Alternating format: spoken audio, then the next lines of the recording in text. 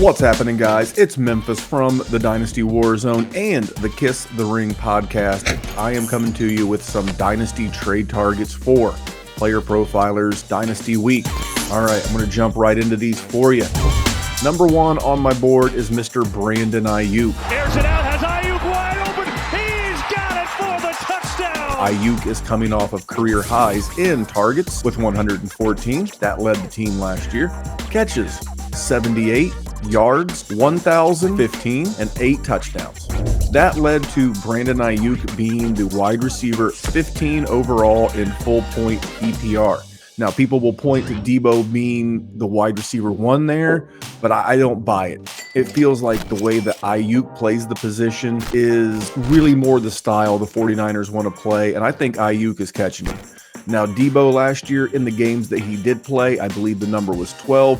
Debo averaged 7.2 targets per game, and Brandon Ayuk played all 17 games, started all 17 games, and averaged 6.7 targets per game last year. His weekly average, now when they brought in Brock Purdy, Big Cock Brock as he's known, they brought him in, and his PPR points per game went up just a touch. So from weeks 13 through 18 when Purdy was the starter, and I bring that up because I assume Purdy's going to be the starter again week 1. And during those weeks, those 6 weeks from week 13 until week 18, Brandon Ayuk averaged 13.9 PPR points a game. Like I said, I just think he's a better QB. I think he fits more along the lines of what Kyle Shanahan wants to do. And I don't think they have to hide him the way that they were trying to hide Jimmy Garoppolo. He is eligible for an extension, and I love guys in a contract year, and it finally felt like in 2022 that he was out of Kyle Shanahan's doghouse. So for me, he should be on your radar 100%. If I can get rid of Debo, great. I think this is the guy that you're going to want. Trade target number 2, James Cook, Buffalo Bills running back. I like James Cook. I like the second-round draft capital, but what I really like is that Devin Singletary has gone to Houston, and he leaves behind 177 rush attempts. That led the team last year. He also leaves behind 819 rushing yards. That also led the team. He was also the majority running back in terms of snaps. He had a 66% snap share. I've always liked Damian Harris. The problem with Damian Harris, he can't stay healthy. Damian Harris has missed 28 out of a career possible 66 games. So 42% of the time, Damian Harris is going to miss. Even if he does play, let's say Harris stays super healthy, I don't think it impacts James Cook in the passing game.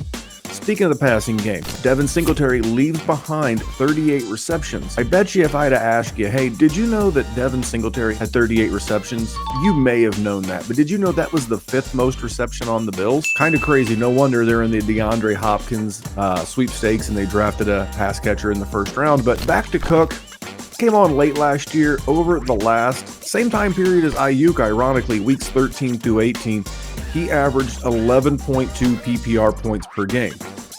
Very solid, very solid. And to this point, he has avoided major running back competition in terms of the draft and the street free agents. Could that change? We've heard rumors of Dalvin Cook coming to Buffalo. I've not seen it yet, but I think we're to the point of the season where I think he's probably safe because Buffalo is technically over the cap as we speak, and they're $46 million over the cap next year. So for me, this all adds up to James Cook being pretty safe, Damian Harris being the meat shield that protects his dynasty value. Definitely trading for James Cook. My last guy, let's stay in the AFC East. Michael McCorkle Jones. We know him as Mac Jones. Now, as a rookie, Mac Jones was the QB 18 on the season. As a rookie, he threw for 3,800 yards and 22 passing touchdowns, and he had a real OC that year in Josh McDaniels. McDaniels left, and in his sophomore campaign, his totals fell to 3,000 yards passing and 14 touchdowns. But that was under the offensive dream team, the play-calling dream team of Joe Judge and Matt Patricia. Matt Patricia is technically a genius if you go by IQ, but I question very heavily any man who has a pencil behind his ear and uses a laminated call sheet. Different story for a different day. And look at what they've added in the offseason. They've added Juju Smith-Schuster in free agency. They brought in another personal fave, Mike Gesicki. Love Gesicki. they drafted Kayshon Boutte. Is he a lock to make the team? No, but I still like Kayshon Boutte. And here's a little name to remember, Demario Douglas. So far, 3-day minicamp has looked really good, ironically during Dynasty Week. They brought back Kendrick Bourne. They still have Devontae Parker. And I'm also equally intrigued by Tyquan Thornton. They used a second on him last year. I think he's like more of a best ball player for me, but just a couple of names to keep in mind. The biggest addition for me as it relates to McCorkle Jones is professional offensive play caller Bill O'Brien. O'Brien's offenses in Houston, and this is in 7 seasons, averaged 3,950 yards passing and 26 touchdowns. That's just a slight tick up from Mac Jones's rookie year of 3,822. So all in all, pretty good.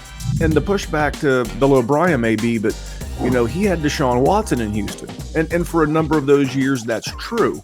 But he also had a lot of years with Ryan Fitzmagic, Tom Savage, Brian Hoyer, and Brock Osweiler. So it wasn't all Deshaun Watson in Houston, and Bill O'Brien was able to make this thing go. New England needs to see a lot out of Mac Jones, and I think we will too. He's a nice QB3 to have, and case he blossoms and takes a big step under Bill O'Brien. McCorkle makes a great QB2 in a pinch. We'd really love to have him as a 3. There you go, halfway through Dynasty Week here at Player Profiler.